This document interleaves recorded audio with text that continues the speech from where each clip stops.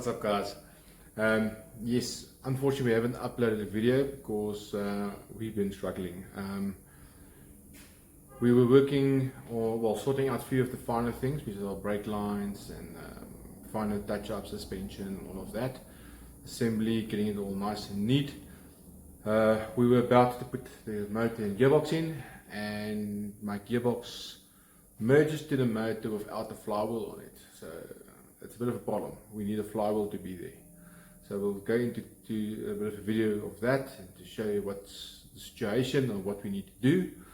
So let's go off. But before we go off, go and hit the subscribe button. Go and like our page and join the family.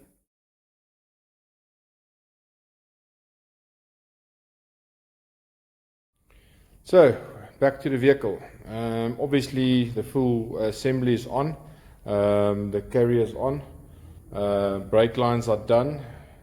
I've went a bit of a different route. I went around the shock instead of in front of the shock.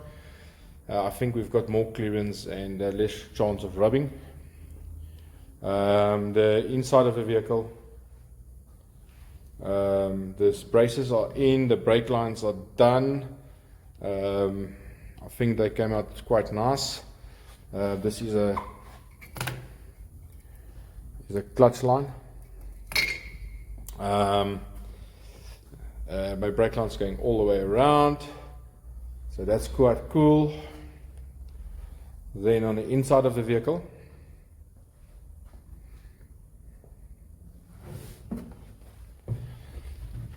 we did some work here. So my shifter is in place. My shifter is right, so it's ready for sequential shifting. That's the hydro. Obviously no pressure in the system. Almost I hit myself with the brake lever. One of the things we finished up. Now this car runs a hydro handbrake, obviously. And because the car is so light at the back, one brake bias valve doesn't relieve enough pressure from the back to lock up. So we've got one. So we set it up basically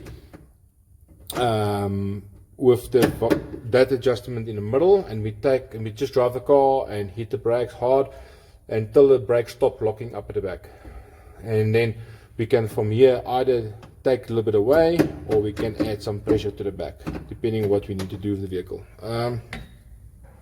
You'll see a sensor there as well. That sensor is a brake pressure indicator, so that works for launch control of the hydraulic handbrake. Basically we are waiting for a flywheel. We are trying to get together, guys. By all means, look, this weekend is not going to happen, it seems.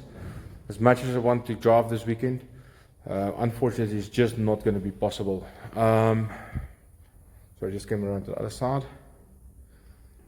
So yeah, that's our setup in the inside. So this is our VW Motorsport dog shift gearbox, straight cut. Now bear in mind this has been a rally gearbox. It's a short ratio gearbox, so it's quite a bit of modifications in it. One of the biggest things are the splines are totally different to any VW that I know of. It's a Nissan Skyline spline.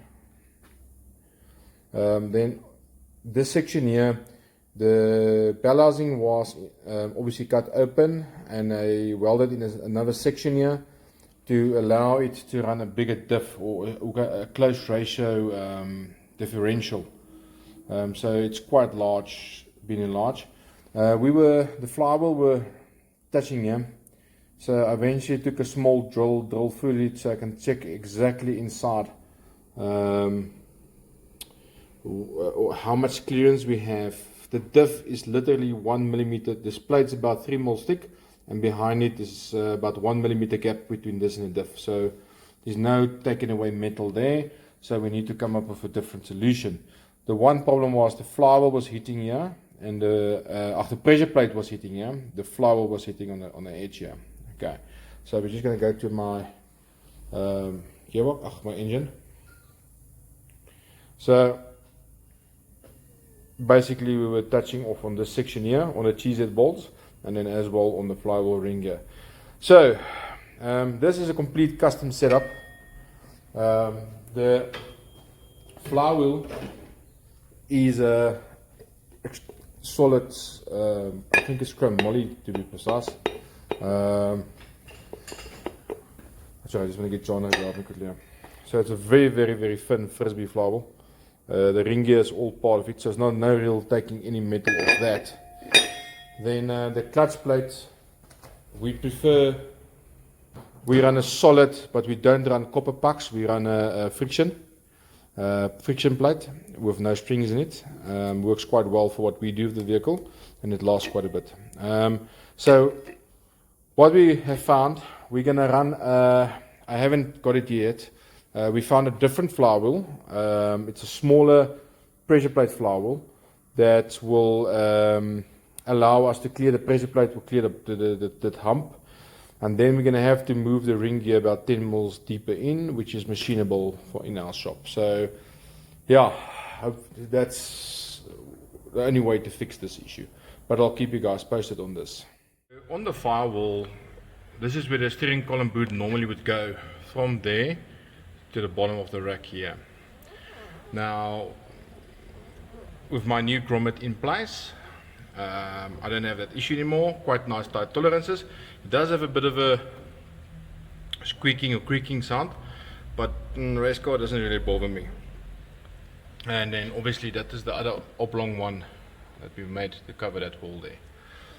Yeah, so custom grommets done. Go, if you haven't done it, go and subscribe, and you'll also see there's a few new videos out with smaller things, like for instance the grommets we've done, with the brake lines we've done, and a bit more specific to a certain area. Enjoy.